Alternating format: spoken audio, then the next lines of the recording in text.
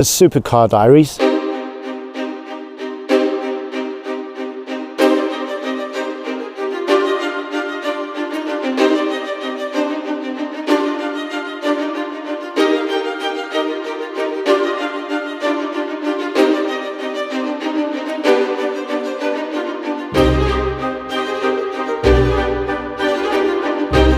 Oh, I can just imagine what's going on in the commenting section, but give me a minute. This is the SF90. It is Ferrari's first for everybody production hybrid supercar.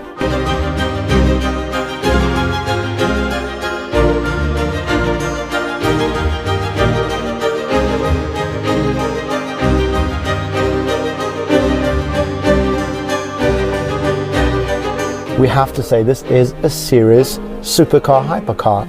It has all that performance, but in here you can also have the best world of luxury.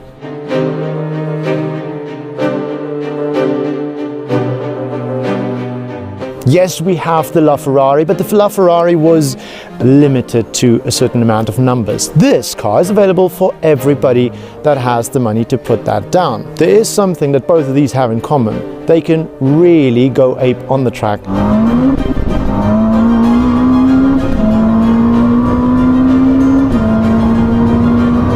The speed is insane. But then the SF90 can do this.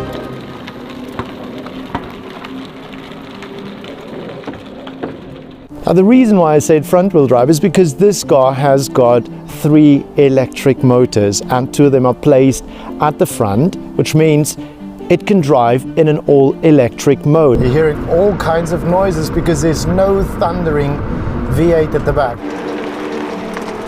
In a totally silent Ferrari. Ferrari says you can get about 25 roughly kilometers when you drive it nicely with the battery by itself. And there's more electric in this car, not just those motors. It's got electric steering, it's got electric brakes, which means between the brake pedal and the actual brakes, there's only a wire and a computer, no physical connection. Probably mostly use it when leaving the house early in the morning, not to wake up the kids or the wife. But since this is a Ferrari, let's throw her into life.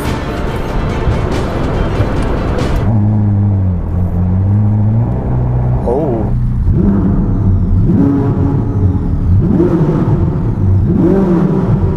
You're asking yourself, who's doing what? What's electric? What's combustion? What's the relationship between the two, and are they understanding each other? So you're expecting enjoyment in my face when I'm trying to figure out this car. This hybrid car with a 3.9 litre twin turbocharged V8 engine, wait for it, that has been bored into a now 4 litre, as we said, really lying down in the bosom of this car. I've never seen a car with an engine placed so low. And that 4 litre twin turbocharged V8 produces 770 kilowatts by itself, and the electric motors combined will give you 230 with a whopping, mind-bending, nose hair pulling, out of your mind 1,000 horsepower.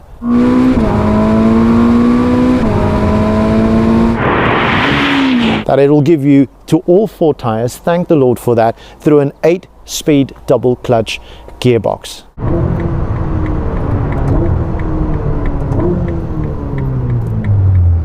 Zero to 100, 2.5 seconds.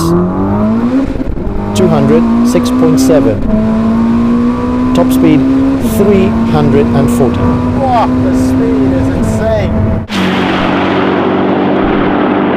I feel that it's a little bit longer than the F8, but I can't say for sure. It's mostly because of the elongated nose and the fact that it has a sort of inward slant in the middle section. It also has the same S-duct air inlet system in the front, similar to the 488 Pista, chasing that air over the bonnet, over the car. This car obviously working the aerodynamics to 400 kilograms of pressure at about 250 kilometers per hour, which is a really good thing.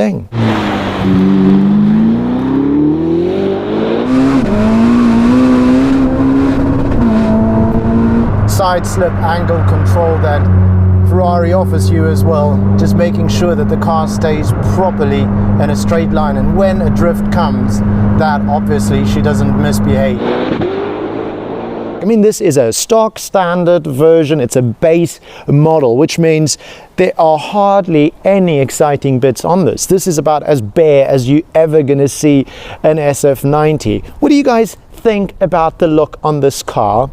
The front lip of this car, I think, could do with a little bit more carbon fiber. Also, these fins on the side, this little bit over here. But I think all of those things are going to happen once we get our fingers on it. On the top side of the hood, just underneath the window, there's this black portion over here. Now, in the Ferrari 812 Superfast, we have a carbon fiber section that fits in nicely under there on the Ferrari F8 as well. Whew, let's talk about the wheels. What do you guys think about the wheels in this car? I feel that they almost a little bit small. I feel this car could do with a set of different wheels, just a different look.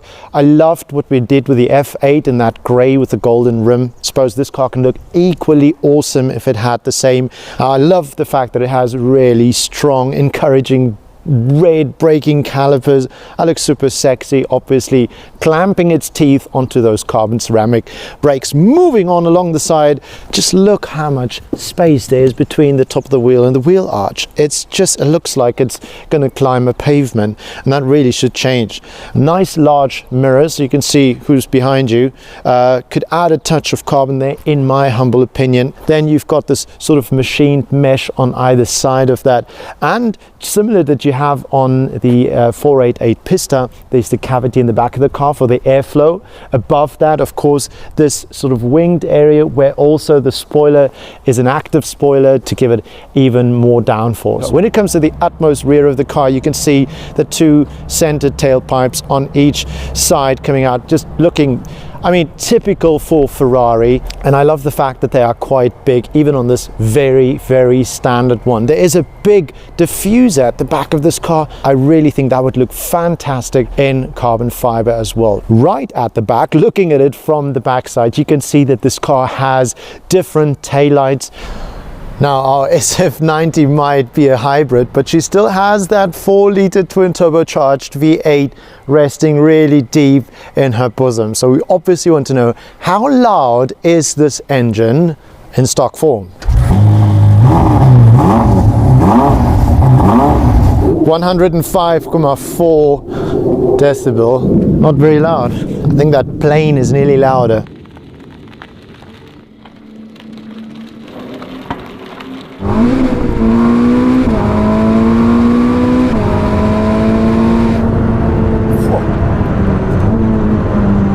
Very lively. There's a lot of the job that the driver is actually doing is being taken over.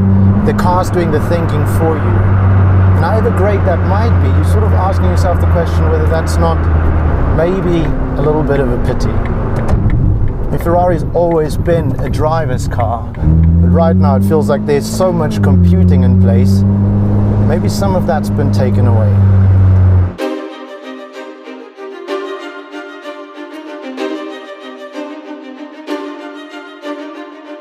Now, the interior of the SF90 has been totally redesigned. It's a nice touch of leather. I love the red stitching.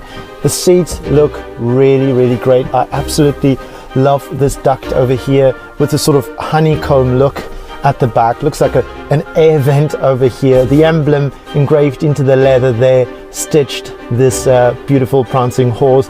And then this Alcantara bit with the red sort of accents. Just really love that. And one of the big things they've changed is making things more digital. Now, the big screen over here has got a 16-inch touch screen. They've kept the iconic big centerpiece. That, of course, a lovely looking screen.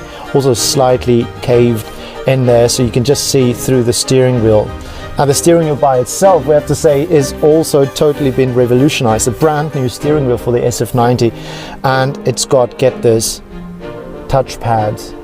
You can now scroll around and activate and deactivate various things by simply touching areas on the steering wheel. Even the start of the engine is now merely a little light that you can touch. Then that 4-liter twin turbocharged engine will jump up into life.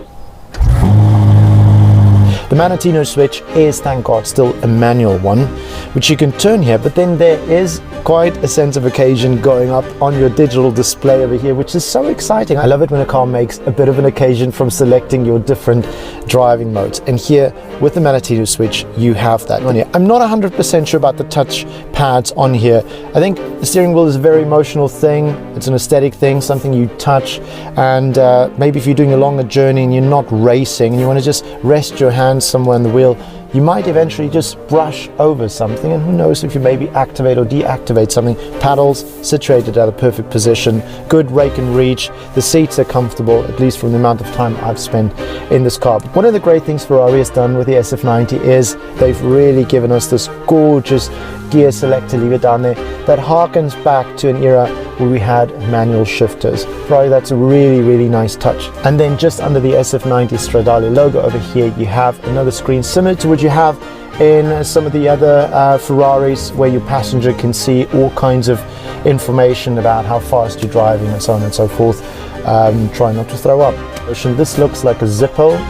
Let me just do my cigar there, my Ferrari cigar. Yeah, not that exciting. It's it looks very valuable. Don't want to drop it. They've moved this right down over here in the center, and you can really place this key all the way in there, and it rests firmly in that cavity. But here's the problem: can't get it out. It's really quite the task to get it out. I can't get it out. Let us know in the comments what you guys thought about this car, what you thought about the looks on it, about the way it goes, what it sounds like. And as we said before, do let us know what you think we should be changing on it. We'd love to hear your comments. If you haven't yet, subscribe to our channel and also follow us on Instagram at Novitec Group, or me personally at Björn de Kock. I'll see you guys in the next one. Ciao.